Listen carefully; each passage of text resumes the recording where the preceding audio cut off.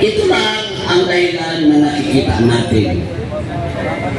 Tayong taong bayan ay kulang pa sa pagkakaisa na labanan ang mga leader na gumagawa ng katarantaduhan sa pira ng taong bayan.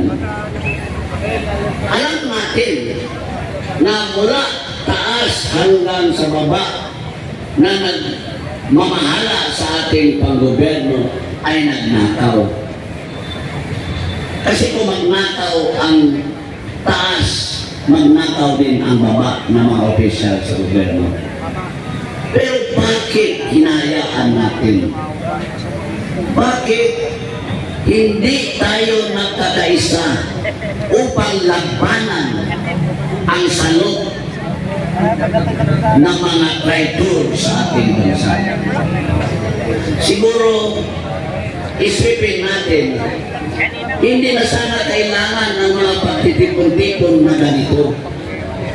Kung ang ating mga leader ay tama lang ang ginagawa at hindi mali.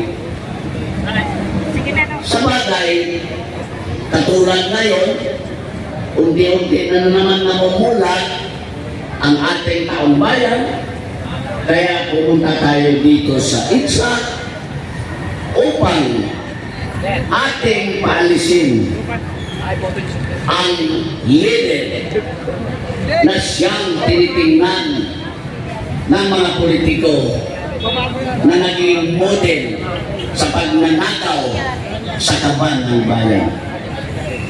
Kaya na hindi lang tayo naririto upang makinig, upang basta na lang parang picnic. Hindi ko parang picnic ang ginagawa natin. Kung maaari, magsalita kayo kasi yun ang mga pinupunta natin dito. Kaya walang mga politiko dito. Dahil ang ginagawa natin ay hinaing. Tamang hinaing nagmamula sa puso sa ating mga nandito ngayon o sa lahat na gustong pumunta dito. Tayo po ay palagi na lang ginagamit sa mga politiko. We are the marginalized sector Filipinos of our country. And yet, we are the most exploited sector of the Filipinos. Kasi wala tayo. Wala tayong pera, wala tayong maayos na bahay, wala tayong maayos na damit, hindi na tayo maayos kakain ng mga masasarap na pagkain. Kaya nga tayo, the most vulnerable. Kaya nga, maliban sa ating pagkikilos, magdasal tayo palagi na sana ang Panginoon Diyos basbasan niya tayo at ilayo tayo sa mga magnanakaw. Alam natin na mula taas na posisyon sa gobyerno hanggang baba nagnakaw ng pera sa taong bayan. Kaya nga magdasal tayo, Diyos naman, ilayo mo ba kami? Ilayo mo po kami sa mga magnanakaw. Sana po ang aming mga leader ay ang titingnan nila ang kapakanan ng mga taong bayan. Yan lang naman din ang kanilang purpose. Bakit daw sila magsilbi sa taong bayan? Nagsilbi sila sa taong bayan, nanumpa sila sa taong bayan, na magsilbi sila sa taong bayan sa katapatan. Doon pa sila sa Biblia nanumpa na sa buong katapatan magsilbi sila sa taong bayan ayon sa dikta ng ating saligang batas. Pero ano ba ang nangyayari? Totoo ba ang kanilang pinanumpaan? Nagkatotoo ba ang kanilang mga sinumpaan na katungkulan? Hindi. Dahil hanggang ngayon, marami pa rin 20 million Filipinos ang hindi maayos ang kanilang pamumuhay. Di ba? We are now 120 million population. Pero 20 million Filipinos na silang napapakain sa kanilang pamilya ay walang ayos na trabaho. So kung meron kang 20 million na pamilya na walang maayos na trabaho, walang maayos na income, Okay lang.